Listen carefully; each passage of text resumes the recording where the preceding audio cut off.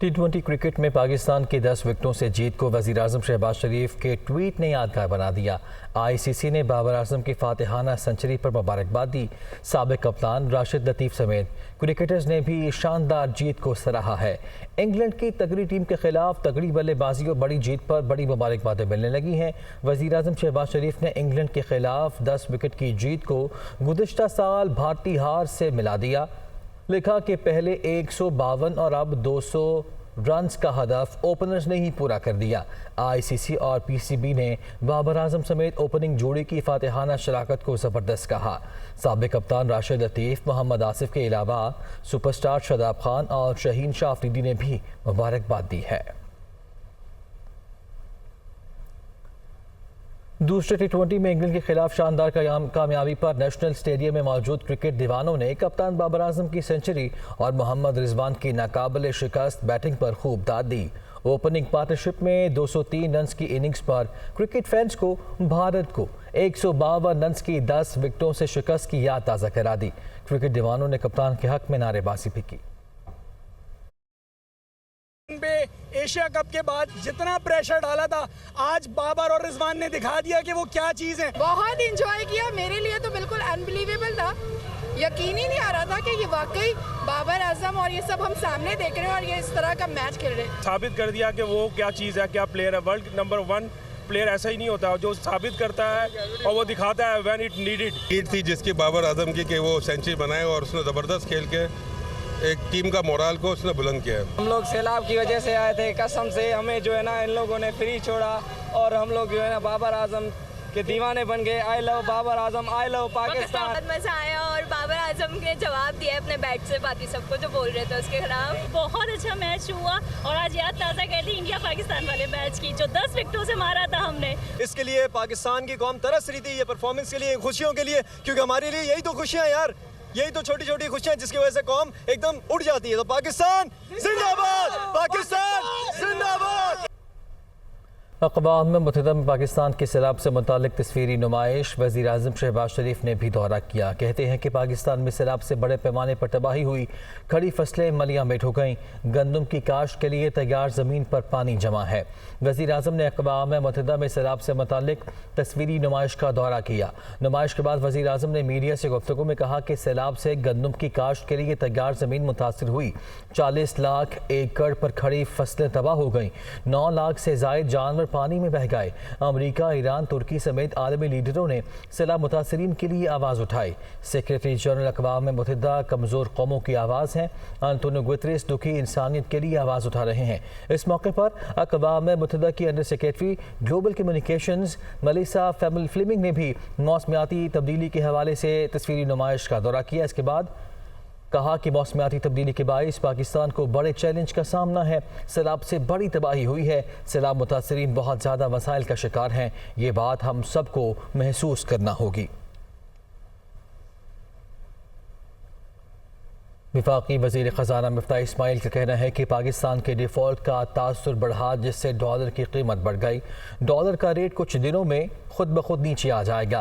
New York में दुनिया से गुफ्तगू करते हुए उन्होंने कहा कि सैलाब की बाद की सूरत हाल पर IMF के MD से मुलाकात हुई है। उन्होंने हमारी बात को समझा और तकरीबन हाँ कहा है। 2 हफ्ते बाद इस पर बाकायदा बात होगी। अगले माह होने वाली मीटिंग में नई शराइत पर बात की जाएगी। अभी पाकिस्तान की हुकूमत जो है वो इस कंडीशन में नहीं है IMF की प्रोग्राम के अंदर, और जो हमारे पास लिमिटेड डॉलर्स हैं कि जिसके अंदर हम मार्केट में इंटरवेंशन करें। अब डॉलर पूरी दुनिया में हर करेंसी के सामने बढ़ रहा है। पाकिस्तान का कोई क्रेडिट डिफ़ॉल्ट, उसका परसेप्शन बढ़ा है।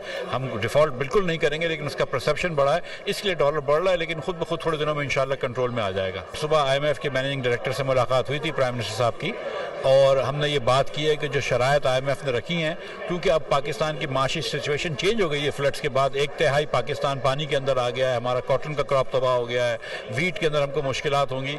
तो जो कंडीशनैलिटीज़ हैं वो रिलैक्स करेंगे। तो उन्होंने बिल्कुल हमारी बात समझी और उन्होंने तकरीबन हाँ कहा है, लेकिन उसकी फॉर्मल जो है वो 2 हफ्ते बाद जब वाशिंगटन DC में जाऊँगा तो फॉर्मल उसकी बात होगी। लेकिन बिल्कुल वो माशी जो सूरत हाल है उसको देखते हुए कंडीशंस भी रिलैक्स होंगी और जो IMF की ट्रेंच होगी उसकी जो हजम है वो भी बढ़ जाएगा। وزیر خارجہ بلاول بھٹو زرداری کا کہنا ہے کہ پاکستان کی 1/3 زمین اور ہر 7 میں سے 1 شہری حالیہ سیلاب سے متاثر ہوا ہے۔ کاربن کے اخراج میں پاکستان کا حصہ 0.8% ہے، لیکن موسمیاتی تبدیلیوں سے متاثرہ 10 ممالک میں سے پاکستان کا 8واں نمبر ہے۔ انہوں نے کہا کہ وہ امداد کی بھیک مانگنے نہیں بلکہ اپنے لوگوں کے لیے انصاف مانگ رہے ہیں۔ بلاول بھٹو زرداری نیو یارک میں تقریب سے خطاب کر رہے تھے۔ It was a third of the landmass of my country that was underwater. 1 in 7 people affected, 33 million people.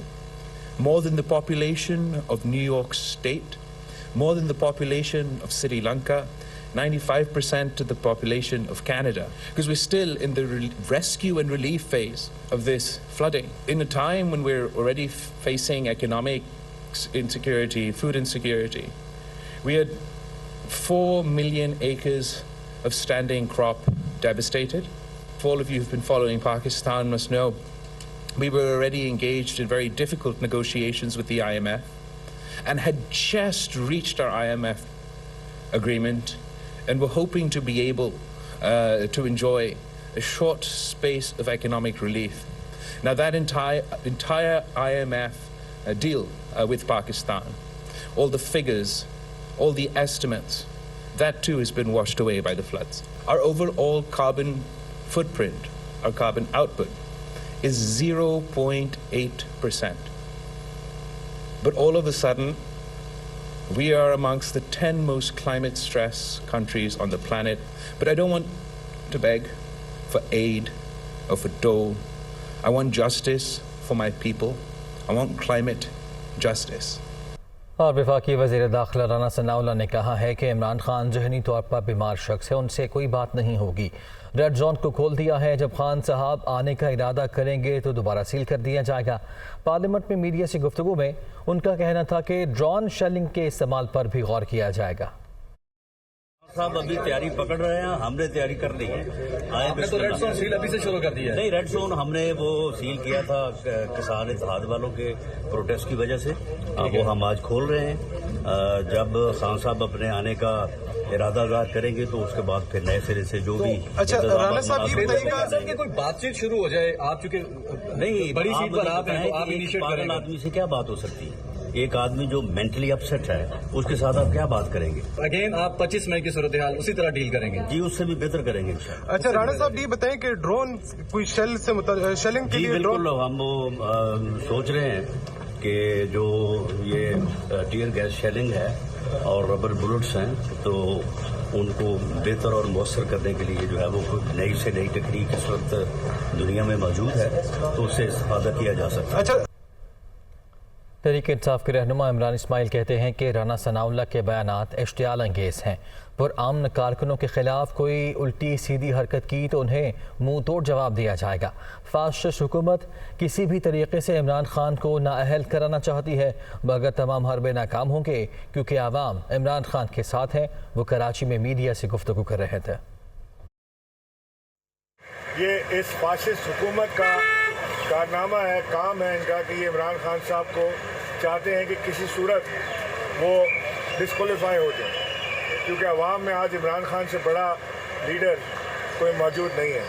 لیکن رانا ثناءاللہ مسلسل جس طرح کی وہ لینگویج استعمال کر رہا ہے، جس طرح کی خراب زبان استعمال کر رہا ہے، اس سے عوام میں اشتعال پایا جاتا ہے۔ عمران خان کی کال پر اگر رانا ثناءاللہ نے کوئی الٹی سیدھی حرکت کرنے کی کوشش کی تو انشاءاللہ اس کو بھی منہ توڑ جواب دیا جائے گا۔ وفاقی وزیر امین الحق کہتے ہیں کہ قومی اداروں کا احترام سب پر لازم ہے۔ عمران خان کسی صورت ریڈ لائن ٹاس نہ کریں۔ چیئرمین پی ٹی آئی حقیقت کو سمجھیں۔ قومی اسمبلی کو 5 سال پورے کرنے چاہیے۔ وہ کراچی میں گفتگو کر رہے تھے۔ خان صاحب کو میں مشورہ دوں گا، میرے سابق باس رہ چکے ہیں، میرے وزیر اعظم رہ چکے ہیں، کہ آپ کسی بھی صورت میں ریڈ لائن کراس نہ کریں۔ مناسب عمل یہ ہوگا اداروں کے ساتھ، چاہے وہ مقتدر حلقے ہوں یا سپریم کورٹ ہو، ان کے احترام ہم سب پر لازم ہے اور اسی کے ساتھ آگے بڑھنا ہے۔ یو ٹرن لینا میرا خیال ہے کہ پچھلے کئی ڈیکیڈ سے ان کا شیوا رہا ہے۔ اب اس سے وہ باہر نکلیں اور حقیقت کو سمجھیں کہ اب وہ وزیر اعظم نہیں ہے. انہیں اب لیڈر آف دی اپوزیشن کے طور پہ اپنے کردار کو منوانا چاہیے.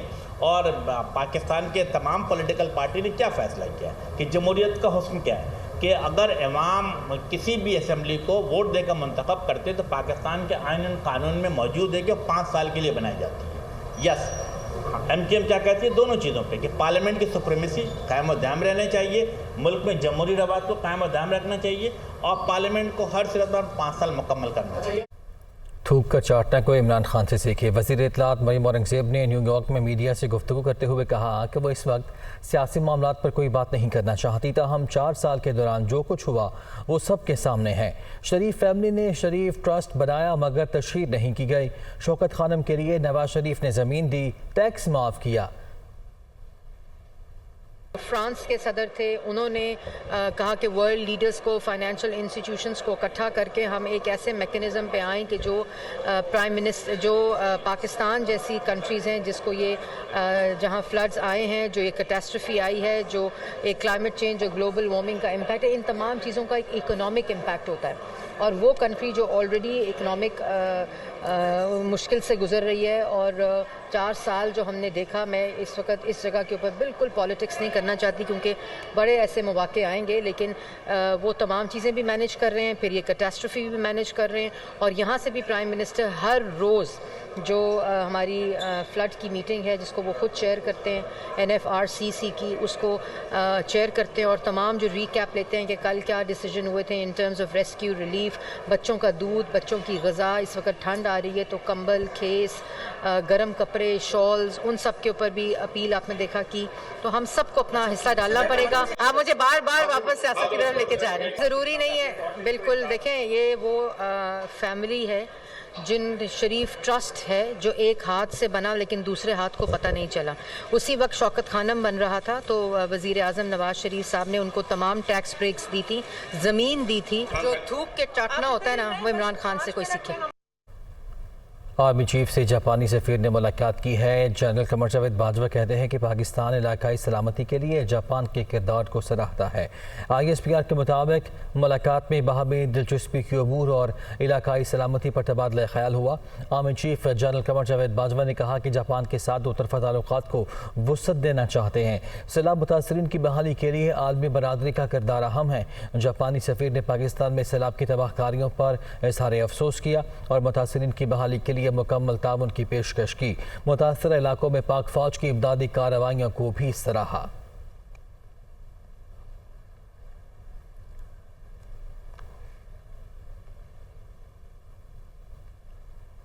سیکریٹری جنرل اقوام متحدہ انٹونیو گوتریس کے دورہ پاکستان پر سیکیورٹی پروٹوکول کی خلاف ورزیاں. وزارت خارجہ کے خط پر IG سندھ نے ذمہ داران افسران کے خلاف انکوائری کی ہدایت کر دی ہے. IG سندھ نے کراچی پولیس چیف اور DIG اسپیشل برانچ کو انکوائری کا حکم دے دیا ہے. وزارت خارجہ نے اپنے خط میں سندھ پولیس کے اسپیشل سیکیورٹی یونٹ پر اظہار برہمی کیا ہے. خط میں کہا گیا ہے کہ SSU نے UN سیکریٹری جنرل کی سیکیورٹی داؤ پر لگائی اور دورے کو خود نمائی کا ذریعہ بنایا. SSU افسرز زبردستی مہمان کے کمرے میں داخل ہوئے اور انٹونیو گوتریس کو تحائف دیتے ہوئے تصاویر بھی بنوائیں.